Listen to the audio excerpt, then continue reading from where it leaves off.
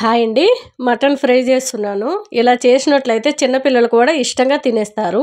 నేను ఒక 2 గంటల ముందే ఉప్పు, కారము, పసుపు, అల్లం వెల్లుల్లిపాయ పేస్ట్ వేసి ఫ్రిడ్జ్లో పెట్టుకున్నాను.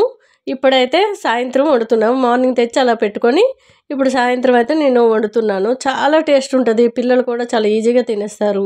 పిల్లలకి ఎప్పటికప్పుడు మటన్ ఒకటి పెట్టినట్టయితే బోన్స్ గట్టిగా ఉండి చాలా చక్కగా ఆరోగ్యంగా ఉంటారండి. ఎంతసేపు ఈ చికెనే కాకుండా పిల్లలకి ఎక్కువ శాతం బొక్కలది సూప్ లాంటివి తాగిపించడము, అలాగే బ్రెయిన్ తెచ్చి ఏదైనా మెత్తగా ఫ్రై చేసి పిల్లలకి పెట్టడం అలా చేసినట్టయితే పిల్లలు చిన్నతనం నుంచే బొక్కలు గట్టిపడి గట్టిగా ఉంటారు, గట్టిగా తయారవుతారు. చాలా మట్టుగా ఇప్పుడు పిల్లలకి కొద్దిగా ఆయిలే రాసేస్తున్నారు కానీ వాళ్ళకి కాపడాలు గట్ల లేవు. కాపడం అంటే ఏంటని కూడా చాలామంది అడుగుతూ ఉంటారు. ఆ కాపడం అంటే మా దగ్గర ఆవు పేడతో చేసిన పిడకల్ని కుంపటి పెట్టి ఆయిల్ రాస్తూ చేతులతో పిల్లలకు కాపుతారు, నలుగు పెడతారు స్నానం చేసేటప్పుడు.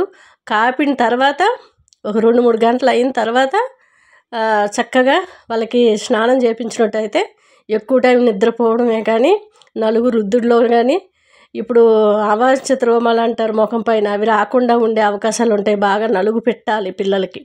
వాళ్ళు ఏడుస్తున్నారు కదా అని అమ్మో వద్దు అంటే పెద్ద అయినాక బాధపడవలసి ఉంటుంది. చిన్నప్పుడు నలుగు చక్కగా పెట్టండి పిల్లలకి. వాళ్ళు ఆరోగ్యంగానే ఉంటారు, చక్కగా పెరుగుతారు. చిన్నప్పుడు ఎంత మనం చేసినా వాళ్ళకి ఏం గుర్తుండదు.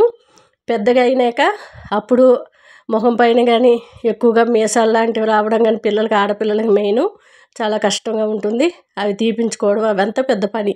మనం చిన్నప్పటి నుంచే నలుగు పెట్టినట్టయితే ఒక 6 నెలల వరకు, పుట్టిన తర్వాత ఒక 6 నెలల వరకు నలుగు కంపల్సరీ పెట్టినట్టయితే, అట్లానే ఆ కాపడం అనేది ఉన్నట్టయితే చాలా చక్కగా పెరుగుతారు పిల్లలు. ఇది కాపడం అనేది ఆంధ్రాలో ఎక్కువ చేస్తారు. తెలంగాణలో ఒట్టి ఆయిలే పెడతారు నాకు తెలిసి.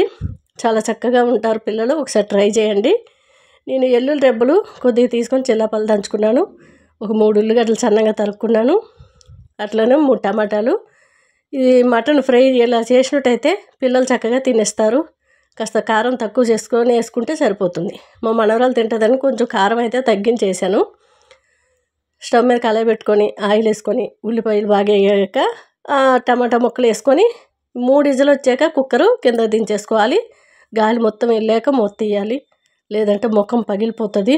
ఎందుకంటే గాలి ఉంటుండగా తీసినామంటే మనకి చాలా డేంజర్ అండి. కుక్కరు ఎప్పుడు కూడా అలా తీయకూడదు. ఫస్ట్ విజిల్ తీసినాక తర్వాత మూత తీయండి, ఓకేనా?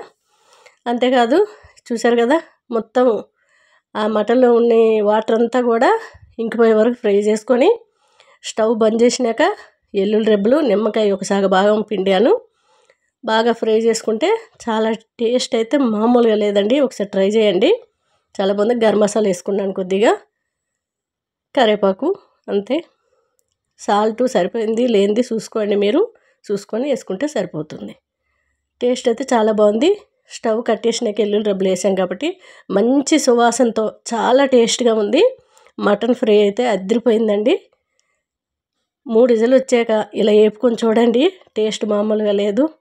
బొక్కలు కూడా నవిలి మింగేస్తారు, అంత మెత్తగా ఉంది, అంత స్మూత్గా ఉంది. ఎవరైనా తీసుకోవచ్చు. చాలా టేస్ట్ అదిరిపోయిందండి. ఓకేనా? బాయ్ అండి.